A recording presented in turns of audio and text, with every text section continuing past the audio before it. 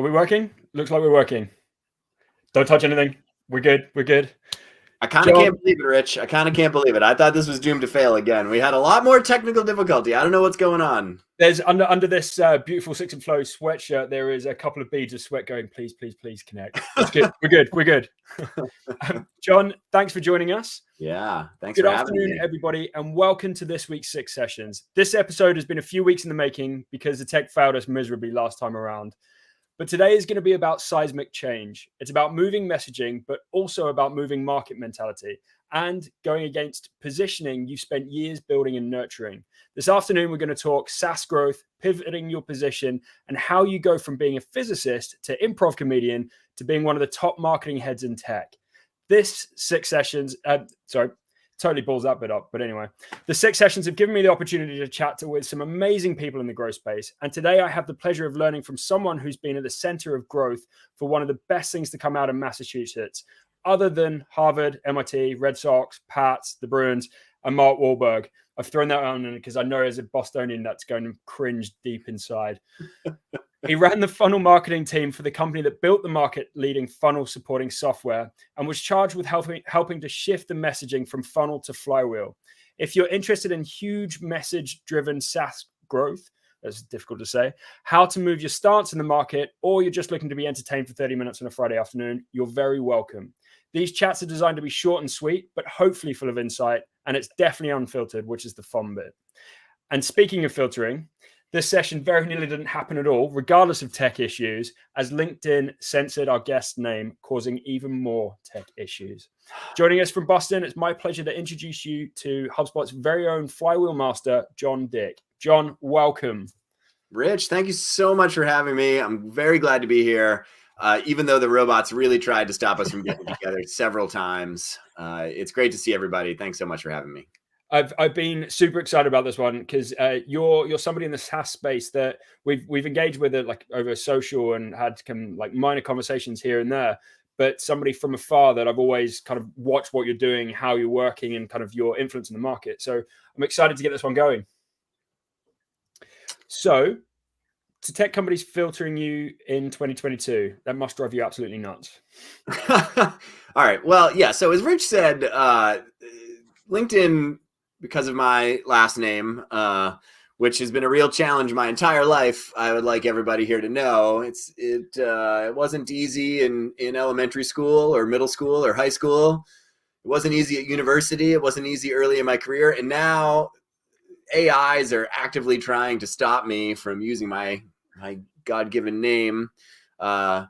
Yeah, it's true. It does drive me a little nuts sometimes, but it is what it is. And at least it's memorable. And it's not lost on me, Rich, that you might also have experienced some of the name pain in your life. So I don't know if you knew this, but I did dabble with doing a PhD a few years ago. And part of the primary driver in that I'm not terribly proud of, but it still makes me laugh, is that I would have graduated and been Dr. Dick Wood, which I think would have been tremendous. It's a non-starter.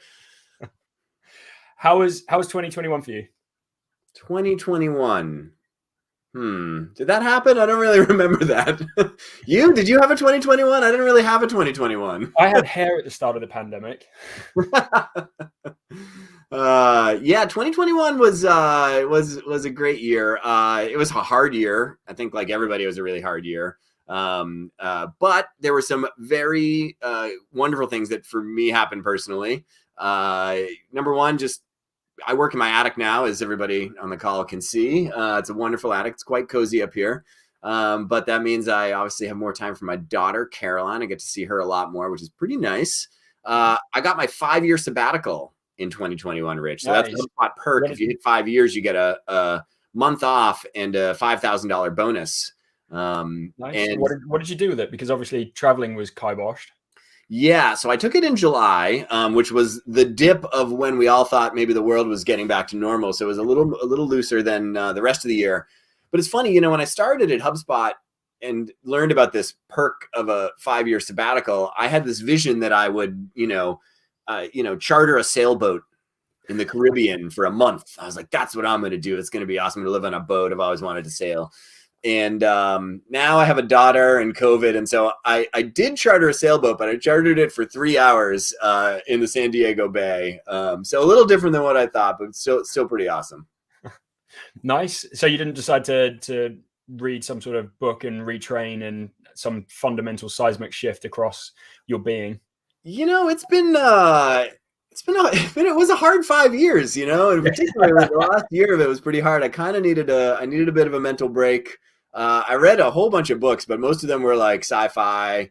Like I read Snow Crash. I read that new one by the person who wrote The Martian. What was it? Oh, Project Hail Mary. That was pretty awesome. So I read a lot of books like that, and just tried to get some sleep and rest up and get ready for another amazing 5 years at HubSpot. So for anyone living under a rock, given that a lot of the people listening to this will be marketing based, what's your main business? What does HubSpot do? Yes. HubSpot is the #1 CRM platform for scaling companies. Congratulations. Thank you very much. HubSpot started 16, almost 17 years ago now in the marketing space. And the whole insight behind HubSpot was that the internet would just transform how customers buy from companies. It's kind of the founding insight. And it's still the North Star, actually, of the company, which is really interesting because the internet continues to change how people shop and buy things. And companies need to adapt to that continuously. And that's what HubSpot's all about. And that's what our platform is kind of built for. And that early DNA in marketing has kind of propelled us to having a pretty unique CRM platform, right? Like our platform was built fundamentally to drive engagement with customers. And now that we've expanded to help salespeople and to help customer success people and to help operations people, that DNA of really helping companies engage successfully with customers kind of flows throughout the entire design of the whole platform, and it's working pretty well for us. What's your role at HubSpot? Oh yeah, my role, my title is the SVP of Flywheel Marketing, and so my team kind of supports the whole flywheel at HubSpot. We do product marketing, marketing automation, customer and partner marketing, international marketing.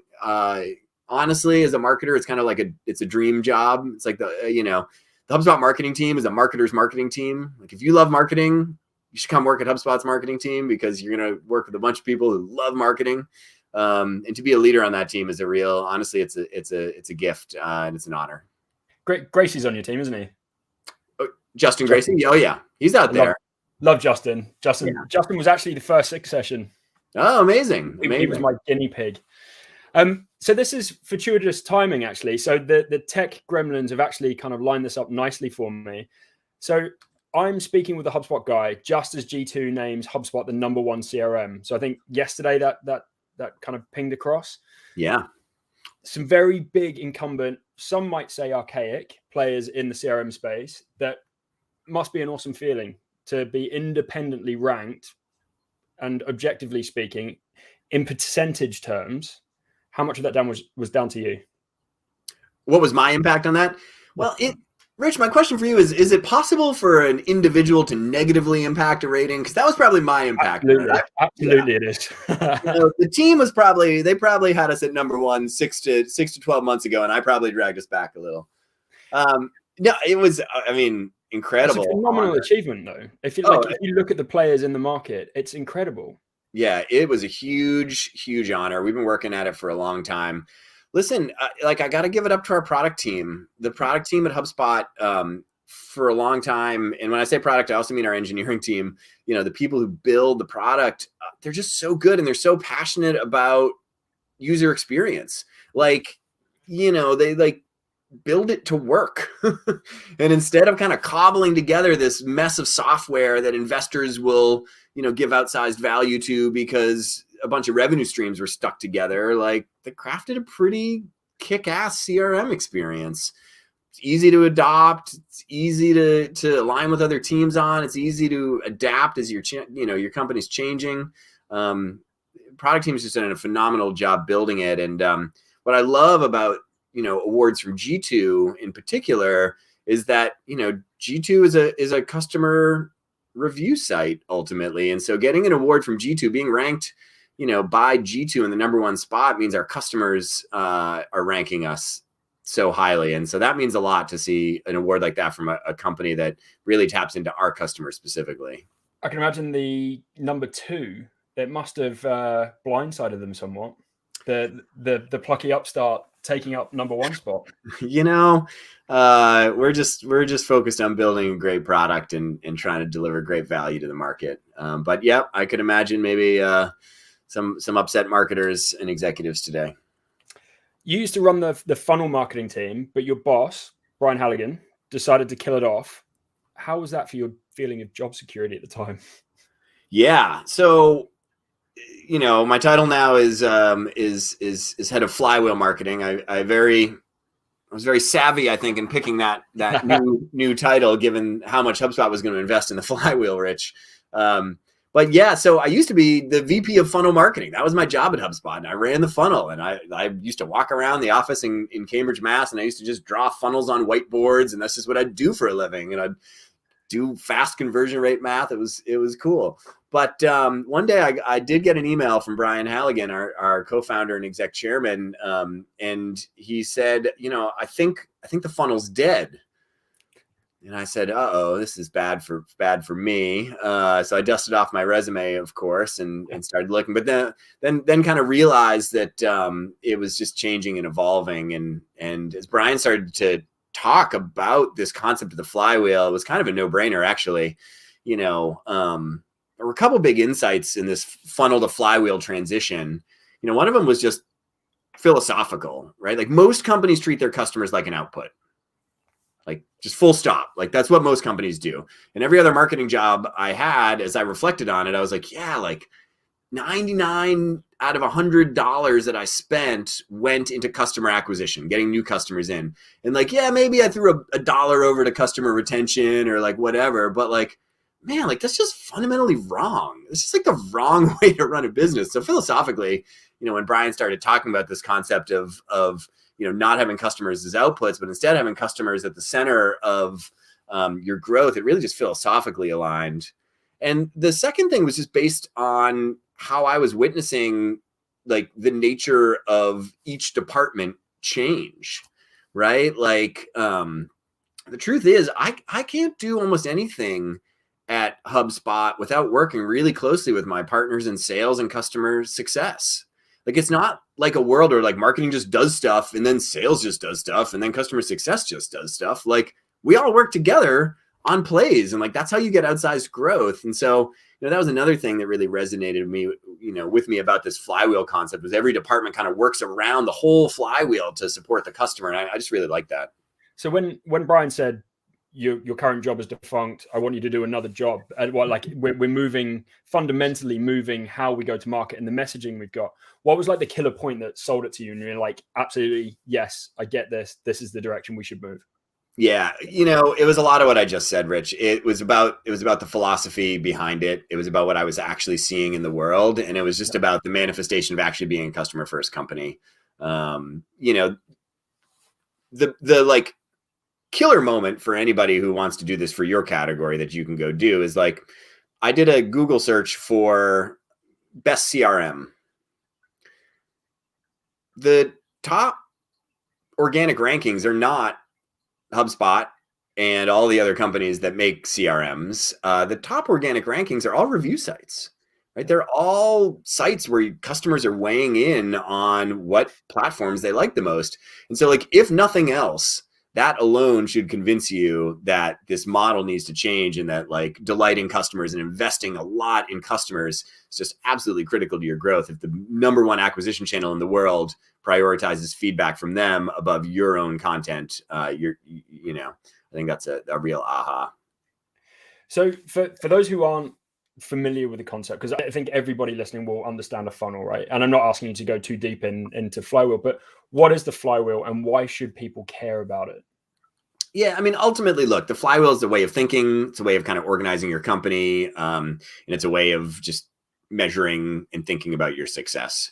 And so, traditional funnels just kind of say, hey, you want to put a lot of leads in the top and a bunch of them will kind of spit out the bottom as customers. And that's just kind of a flawed model, right? I mean, I think for all the reasons I just said, like customers actually need to be a major input into your sales process. And just investing more in customer and customer retention is just a core way that every company grows. Similarly, in this way of organizing as a company, HubSpot has gone so far as to say, like, we need a chief customer officer who runs the Flywheel. And that person has marketing, sales, customer success, and revenue operations all report to them. And that's just not how most companies organize. Like most companies, like the reason sales and marketing fight with each other all the time is not just because marketing loves to throw garbage leads at sales and sales stinks at closing our amazing leads. It's because they don't even work for the same person, right? Like they just roll up through different orgs with different goals and different structures and all this stuff. And just getting everybody on the same page, working together on a customer strategy oriented around the idea of the Flywheel and building momentum with customers. It's just been transformative to HubSpot. So transformative that our first chief customer officer, Yamini, is now the CEO of HubSpot, and she's hiring a new chief customer officer. It's just absolutely amazing. You gonna throw your hat in the ring for CCO? I'm just focused on the Flywheel marketing. Just keeping that Flywheel marketing humming. So with the Flywheel, so centered around the customer, we've got sales, marketing, CS, all kind of driving that growth, trying to spin it faster, creating more customers, more revenue effectively off the back of it. Surely you still need something to start that momentum. So you're not saying the funnel is completely dead, but because you still need that to drive the funnel motion, right? I mean, yeah, look, you still need to attract.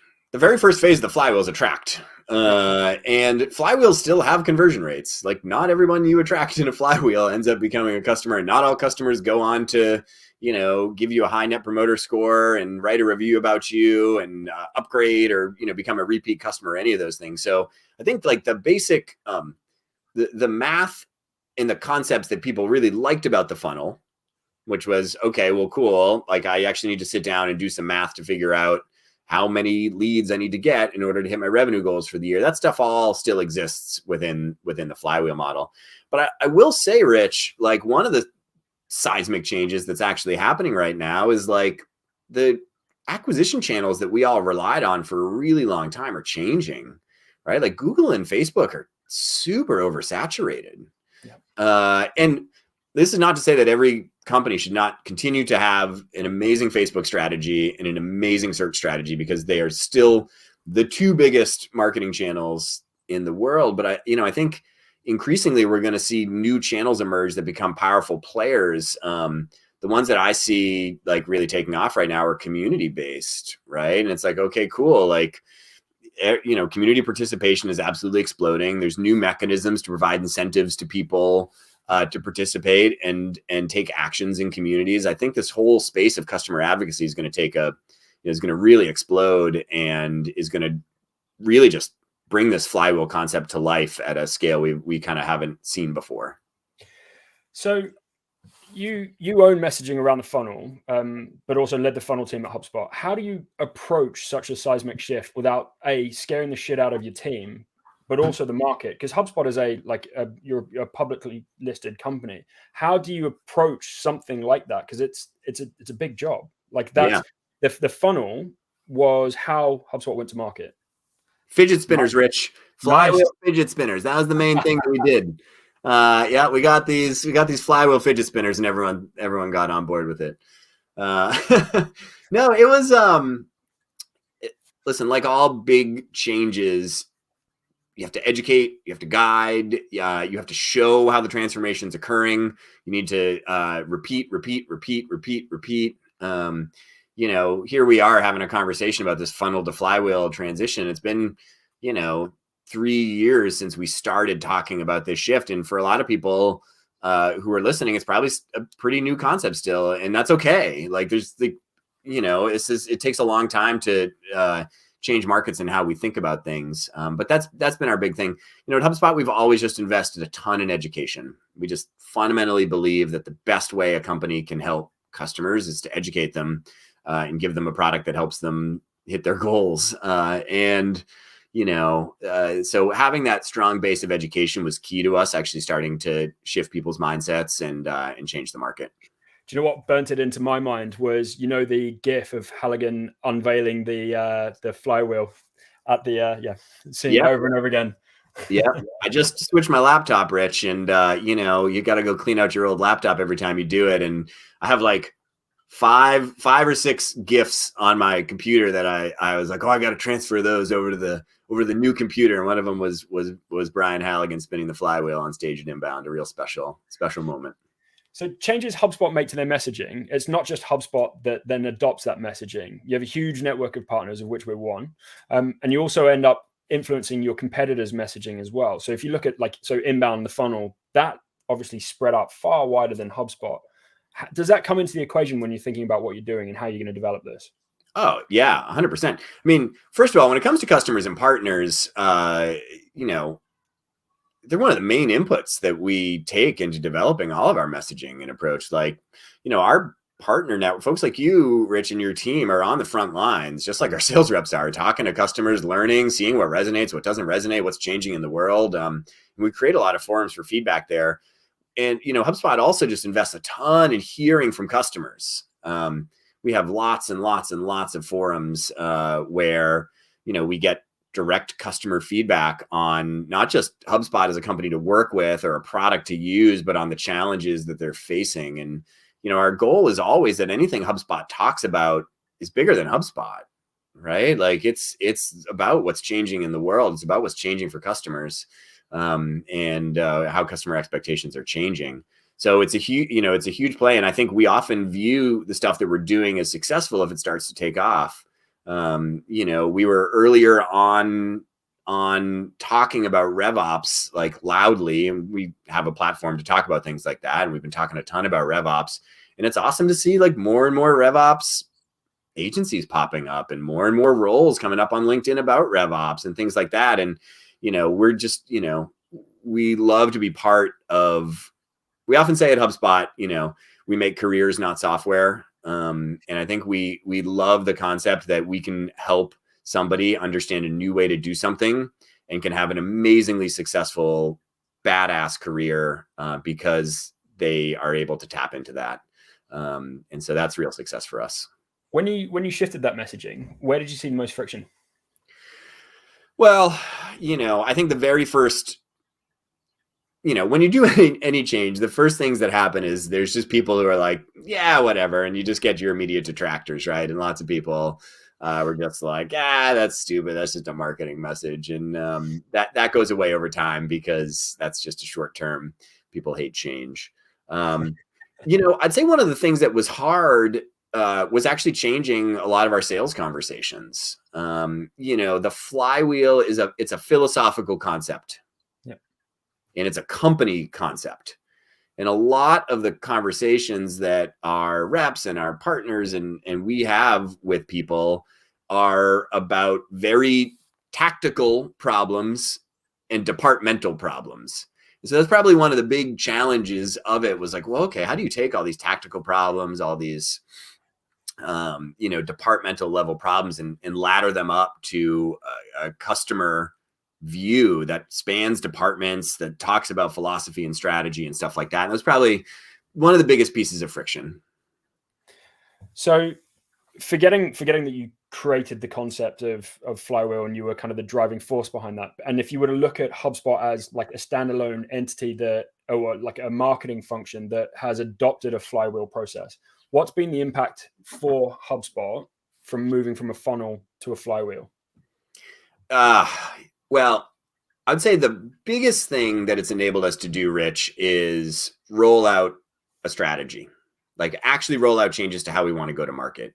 It used to just be really, really hard. Sales wanted to do some things, marketing wanted to do some things, CS wanted to do some things, and like all of them needed marketing automation and all of them needed sales reps to say things and all of them needed customer success reps to find the right customers to work with and test and validate and do all that stuff and make successful. And, the biggest thing, having all of us aligned under the same leader, working off the same strategy, is that we just work together amazing now.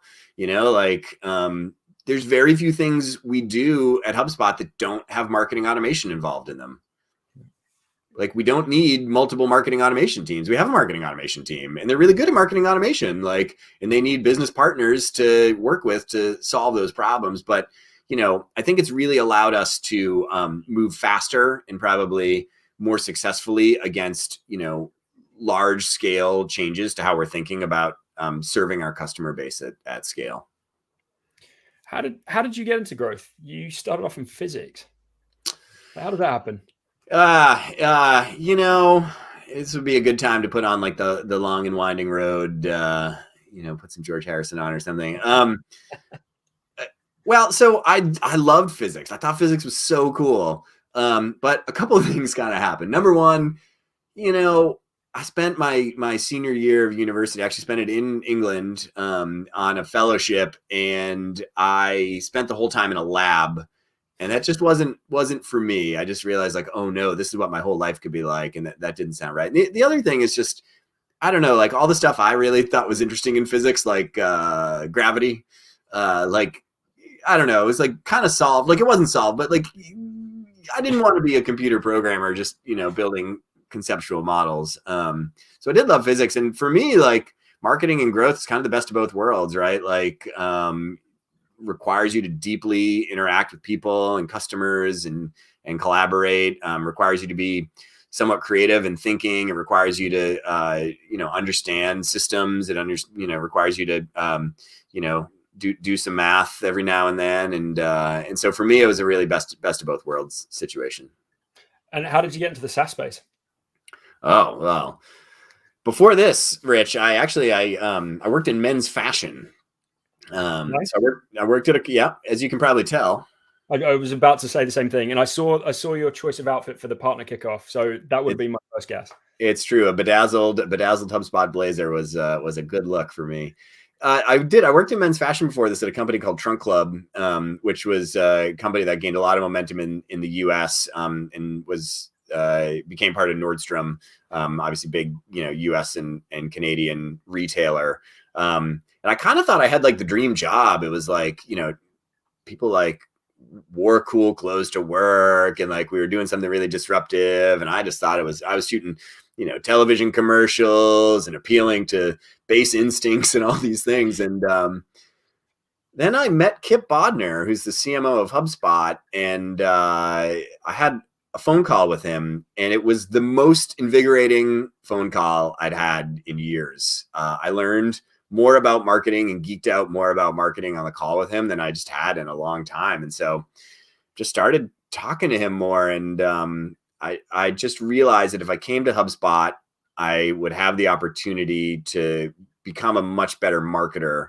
I would probably have to spend a lot less time, looking at individual campaign ROIs with the CFO every Monday morning, and instead working on things that could really change the way that marketers think about the world. And it was an opportunity I couldn't pass up.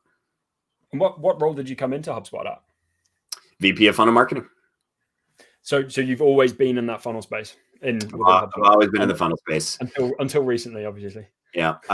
Before this, when I was at Trunk Club, I was an acquisition director, and kind of been on kind of the more demand side. Although, also at Trunk Club, did own a bunch of the brand stuff, and that was pretty fun too. But I think my strength is more in the guts of the operation as opposed to the heart of the operation. So you're an improv guy as well. How did you get into improv? And actually, do you feel like it has an effect on kind of your career or like public speaking, all that kind of stuff? Because it's one of those things I often get coaches and things like that say, do stand up, it'll make you a better public speaker. Has it played into your like wider career? I think so. Yeah. I mean, I got into improv. Well, I like to act and sing. I was into musicals in high school. But I had a problem. I couldn't remember song lyrics or dance moves particularly well, and I couldn't remember scripts particularly well. It's not really my strength. And I actually, when I got to university, I auditioned for an a cappella group. I thought a cappella groups were the pinnacle of cool at university, and I just thought if I could get into the doo-wop shop at UMass Amherst, that I was going to be the coolest dude around. And I got halfway through my audition song and I forgot the lyrics. I was like literally halfway through and just like blanked on them. And like, it's just like kind of like petered out. And they kind of all like looked at me and were like, "Are you done?" And I was just like, "Yep, I'm done." And I walked out. So I didn't get into the doo-wop shop. And so I auditioned for the improv group and they took me in, and that kind of got me deep into this improv space. Ended up moving to Chicago and doing a ton of it. Chicago's kind of the home of improv comedy. Got me, really deep in that scene. And yeah, it's been transformative to me personally. A couple things about improv that stand out. One is, philosophically, like improv is based around this idea of yes-anding people. So like the number one rule, if you're going to do an improv scene, is don't say no to somebody. Right? Like if I walk into a scene and you and I have no idea what we're going to talk about, and the very first thing I say to you is like, "Oh, like, did you bring the dip for the Super Bowl?" If you say the Super Bowl isn't this weekend, like we're screwed, right? Like that scene is doomed. And so you kind of learn to just say, "Yeah, I did bring the dip, and it's particularly spicy," or whatever. I don't know. I don't do improv anymore. It's a shit improv scene. I'm doing shit improv on this live LinkedIn with you. God. But anyway, you learn this approach to supporting each other. And I think that's key as a business leader, as a marketer, all these things. And I think the other thing you kind of learn is you just learn how to not judge yourself, I think, which is a key skill as a marketer. Like if you're going to get on stage and you're just going to make something up, odds are it's not going to be that good. Like odds are people in the audience are going to snicker at you. And if you just believe in yourself and, don't judge yourself too much, then I think your scenes are just way better, way funnier, all those things. Don't get in your head about it. And I think that's kind of key to being a marketer as well. Only time I've ever been to improv was actually in Cambridge, not far from the HubSpot office, and Sure. in 2015. And it was I just remember watching them being like, "This is incredible!" Like having the ability to think on your feet, maintain the narrative through, so like we could still understand what was going on. I thought it was hilarious. It was good. I really enjoyed it. It's fun. What do you think is the most important growth play for companies at the moment? I'm spending a lot of time thinking about community. Believe what. When you say that, when you say you're thinking about it, like what are you doing to enable that in the context of your role? Yeah, absolutely. So just a couple thoughts on community. Number one, I think what we're seeing with community at the moment is not only has this explosion of community interest happened kind of because of COVID, but also just kind of because of the internet and tooling and all these things. Like community used to kind of be thought of as like support, like low cost support mechanism.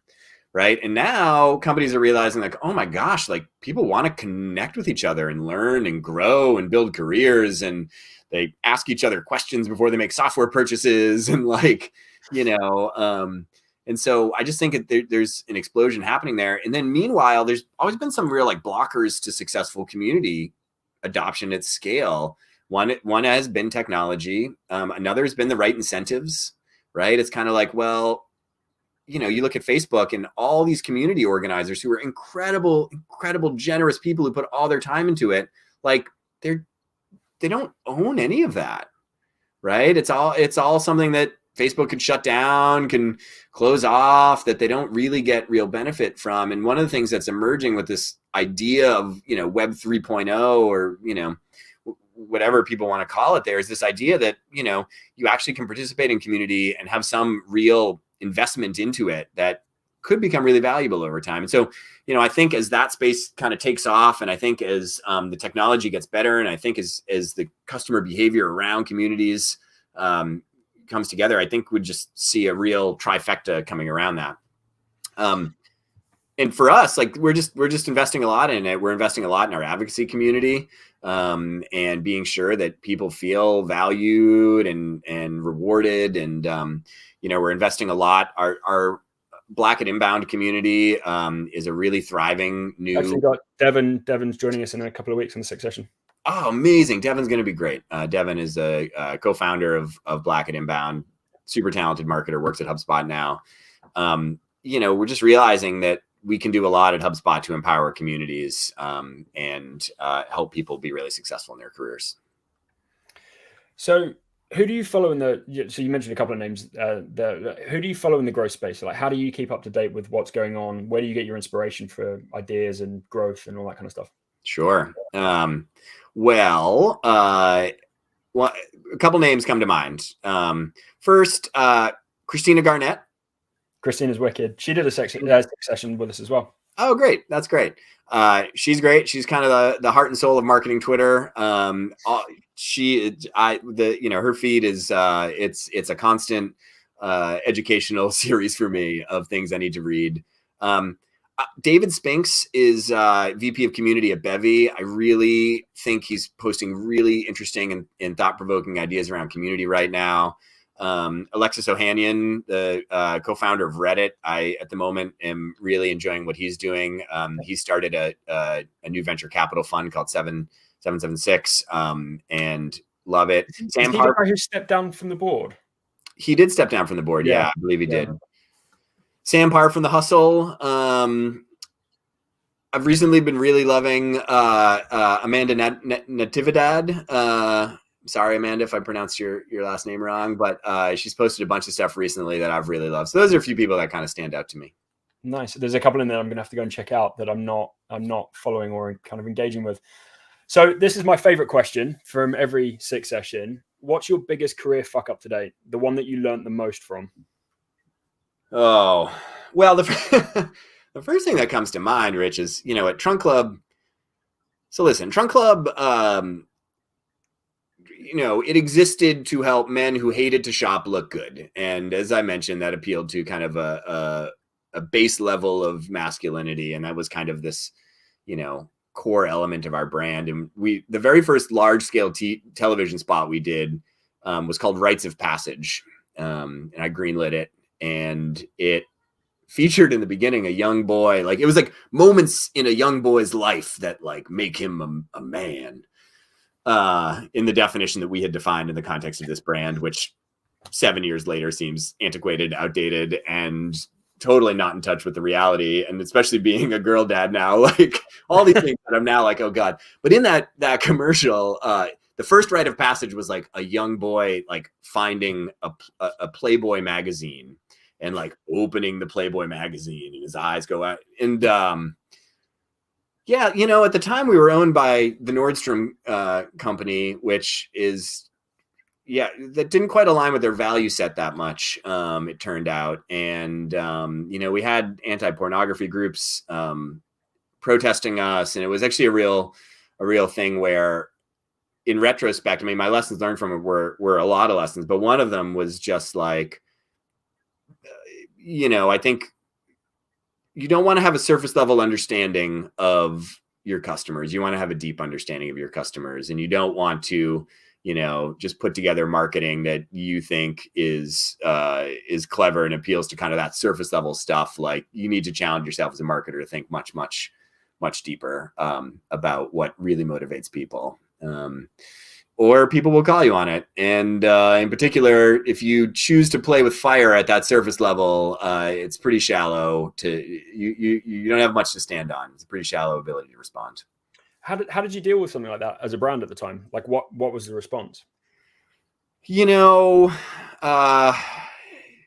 proactive engagement. We did a lot of proactive engagement. We expressed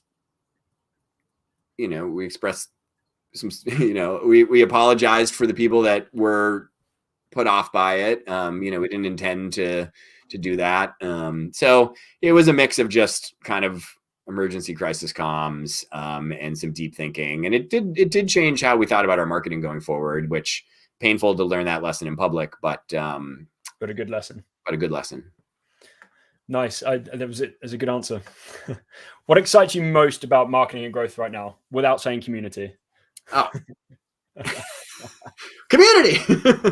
No, I think there's a couple things that I personally have a lot of interest in at the moment. Rich, I am just really interested in what this next phase of customer expectations actually looks like. And like, if you just look at the world around us and in tech platforms, right? Like, this explosion of low code, like, normal people can do amazingly powerful things now. And so I think, when I look at that and I look at, the amazing progress that's been made in data and the ability to get access to data and do predictive things with data, like I think there's this whole next wave of how we think about how normal human marketers or growth professionals can have just a tremendous outsized impact on, run really, really sophisticated, advanced customer experience plays within their flywheels. Nice. Top line question. What are your plans for 2022 and for HubSpot? Well, we have a lot. So I'll tell you a couple things. And, number one, we are just laser focused on continuing to show the world that we're the number one CRM platform for scaling companies. Are you the number one CRM? We're the number one CRM platform for scaling companies. I don't know if you heard that. No, I mean, but like we got a long way to go there, right? Like, at this point we have 5 hubs. Those hubs have various phases of adoption in companies. Like, what's amazing, Rich, is we see these results when you put multiple hubs together, right? So if you take our marketing hub and our CMS hub, our website product, and you put them together and compare them to somebody who's just using marketing hub, like those customers get 80% more organic traffic in 12 months. Like, and if you take our marketing hub and our sales hub and you put them together, I might botch the stat here, but I think it's like they close like 80% more deals or close to 100% more deals in 12 months. And so for us, like, we just want to help all of our customers like realize these benefits, because the thing is, if they start realizing these benefits, they can invest in all sorts of other stuff and they can break out of this tyranny they're stuck in of like, God, I spent all my money on, dealing with all these systems and having all these admins and, piecing it all together, and everything takes forever to do because I got to get multiple systems teams to work together to do all this stuff. And so we're just really focused on trying to help all of our customers realize those benefits. We're also super focused right now on our new payments product, which although is only available in the US, there's a lot of great stuff. Yeah, I keep getting emails about it, and I'm like, guys, I'm not allowed to play with this yet. Come on. I know. It's a hard space, and that doesn't justify. I don't say that because it's hard. I say it's hard because, but it makes us want to invest in it all the more, right? If it's a really hard problem to solve for our customers, it's a problem we want to solve for them. And so, we just realize how fundamental to customer experience a commerce object is. Like, there's nothing closer to the customer than the actual transaction that they make and the ability to create great customer experience around that. So we're very focused on that as well. We're focused on people who are building on HubSpot and helping them be more successful. We're focused on making it an even more powerful platform for companies that are scaling fast. A lot of our customers are just cranking right now, and we want the platform to keep up with them. The app marketplace, the Connect partners, that's just exploding at the moment. It's crazy. Yeah, I think it was Scott Brinker shared a graphic or the numbers around it, and it's just absolutely nuts. Yeah, we just passed 1,000 apps in the app marketplace, which when you look at the whole ecosystem, there's not a lot of companies that get there. So we're feeling very proud of that, and in particular because there's just lots of companies who are building their businesses there, and a lot of customers are able to more seamlessly run their businesses because they can integrate really successfully.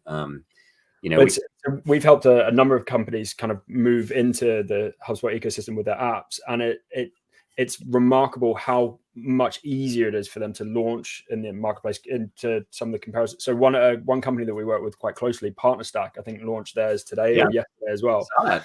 And it's so like there's a lot of interesting movement and apps available now, which is great. Yeah. We fundamentally believe that the notion of all in one is kind of outdated, and all on one is actually, the notion of all in one is it's just not grounded in reality, right? Because the truth is everybody needs, I don't know. I mean, the number just keeps going up, like the number of software that a mid-sized company uses, hundreds of pieces of software or something like that. And the truth is it's like hard for any one software company to build all that stuff. But if we can build our platform in a way that makes it better for those companies to integrate with it, then our customers will just see a ton of success. Well, I think the attraction of having the CRM platform is that you do have the ability to have like the tools that can service you, but it doesn't negate you using the best of breed in those niches niche for the American viewers, where you can have those best of breed tools in to really support on something that isn't ever going to be HubSpot's strength. And that's where the power comes. Exactly. So, Jon, this has been a lot of fun and very informative. There were parts in that where I actually forgot we were doing a live. And so it's just general conversation. Thank you for doing the 6 sessions for me. Definitely worth the wait. If anybody wants to follow up with you, how should they connect? It's on the screen here at Jon Dick on Twitter. You can find me there. Would love to follow a bunch of the folks who are listening today. I would love to hear your thoughts. What resonated? What do you think I'm wrong about? I'm wrong about a lot of things. That's for sure. So Rich, it was an honor to come on. I'm a huge Six and Flow fan. I love what you're doing in the partner ecosystem. You help so many of our customers and your team is good. You're good. So it's awesome to have the opportunity to be with you on the show. Thank you. Pleasure. All right, Jon, thank you very much. And thanks for joining us, everybody.